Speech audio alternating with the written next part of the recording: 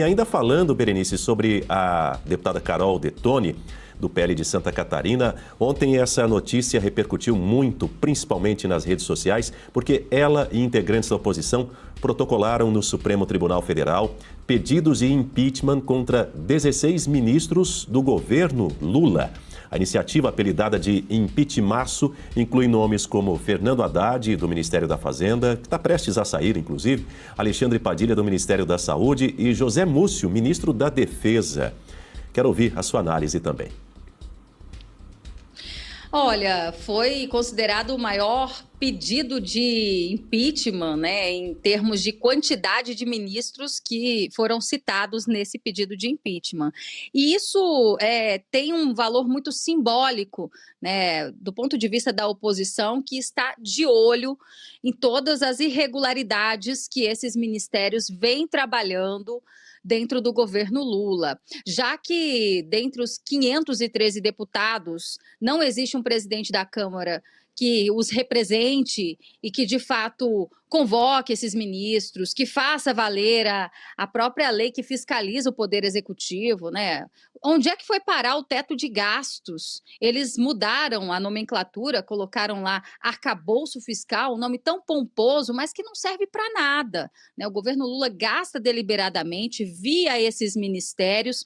Ainda nesta semana, nós vimos o Ministério da Cultura, daquela cantora agora, que me falhou a memória, mas ela cantou lá na Bahia, e o recurso da Lei Rouanet, que é ela mesma que despacha, ela mandou para o trio que ela estava cantando no Carnaval. A Margareth Menezes. Isso. Perfeito, a Margareth Menezes. Então, assim, quem é que fiscaliza isso? Né? Ela autorizando dinheiro para o seu próprio caminhão lá durante o Carnaval, porque é ela que despacha esse tipo de recurso. Aí vamos falar sobre a irmã da Marielle Franco, que a gente teve o início do julgamento na semana no Supremo, viajando com o jatinho, né, com a aeronave da FAB para assistir jogo do Flamengo. O outro que saiu, Juscelino Filho, asfaltando a estrada da fazenda dele. Então são escândalos e mais escândalos que servem aí para mostrar o quanto o governo do PT age de forma deliberada e tem a certeza da impunidade. A deputada Carolina Detoni, que foi líder da minoria até o ano passado, fez muito bem em protocolar esse pedido de impeachment, onde coloca pelo menos 16 ministros dos quase 40 ministérios do governo Lula, e isso só demonstra a incompetência, né, dos ministérios do governo Lula, que gastam deliberadamente, e a oposição deixando o registro, né? É algo que, como eu disse, tem mais um valor simbólico do que realmente esses pedidos de impeachment serem acatados pelo presidente da Câmara, Hugo Mota, que age como uma espécie de fantoche nas mãos do presidente Lula. Essa é a verdade. Antes de ouvir a Guta Pini, vamos a um trecho do que disse a deputada federal Carol Detoni.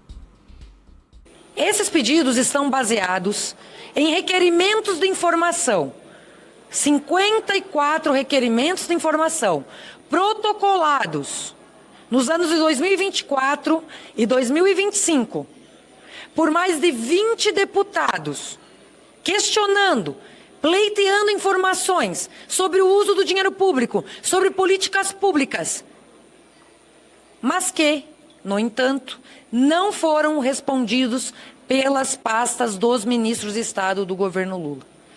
Está escrito no artigo 50 da Constituição que se um ministro de Estado não responde requerimentos de informação em 30 dias, ou responde de modo insuficiente, ou presta informações falsas, incorre em crime de responsabilidade. Diga, Guta.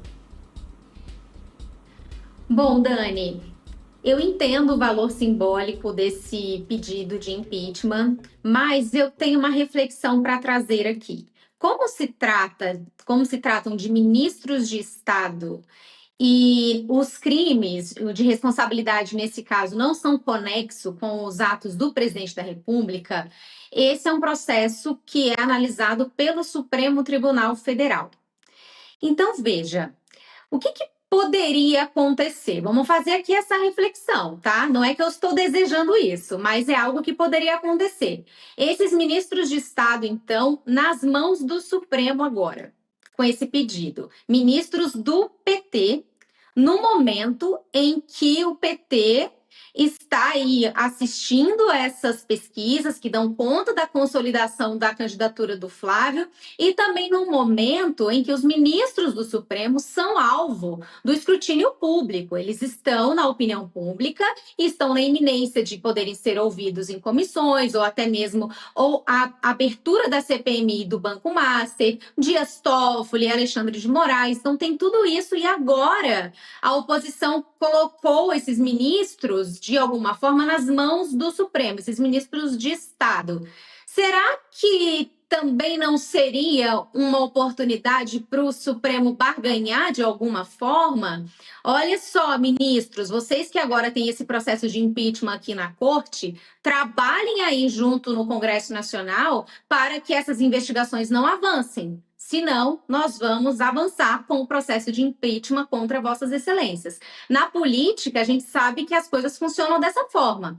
Então, existe uma forma de enxergar esse pedido, que é um ato simbólico para mostrar a força da oposição, e também a Carol de Toni é candidata à eleição ao Senado, então é também um movimento que a coloca com algum protagonismo em tudo isso, enfim, isso também é um aceno para os seus eleitores, tem esse ganho político também para ela, mas tem também esse outro lado, que pode ser uma oportunidade de barganha entre o Supremo Tribunal Federal e esses ministros de Estado, uma vez que é um processo que tramitaria lá no Supremo Tribunal Federal. Agora, um último ponto é que, vejam, esses pedidos de impeachment se referem a requerimentos que não foram respondidos por esses ministros em 2024 e 2025. Então, por que se esperou, então, tanto tempo para fazer esse impeachment? Realmente, existe essa previsão constitucional da ausência de resposta e também na lei do impeachment, que é lá que está esse prazo de 30 dias, na ausência de resposta, esse ministro pode sim sofrer o impeachment, mas lá através de um processo no Supremo Tribunal Federal. Então, por que se demorou tanto para fazer? E aí, esse pedido surge agora nesse contexto, em que os ministros do Supremo estão no alvo. E o ministro Edson Fachin tem buscado aí tirar o Supremo Tribunal Federal desse lugar. Então, veja, ele quer passar um código de ética, aí ele faz a reunião com os ministros para afastar, então, o Dias Toffoli. Então, os ministros, eles estão buscando, de alguma forma, blindar a corte. E aí me parece que esse pedido, neste momento, também tem essa possibilidade de ser utilizada agora pelos ministros como uma barganha contra esses ministros para que essas investigações em relação ao Banco Master não sigam. Até porque, independente desse pedido de impeachment, os bastidores dão conta de que já existe também alguma articulação, negociação para que a CPMI do Banco Master não seja instalada, para que a oposição pare de pressionar, para daí sim haver aquela reunião conjunta do Congresso Nacional para a derrubada do veto da dosimetria.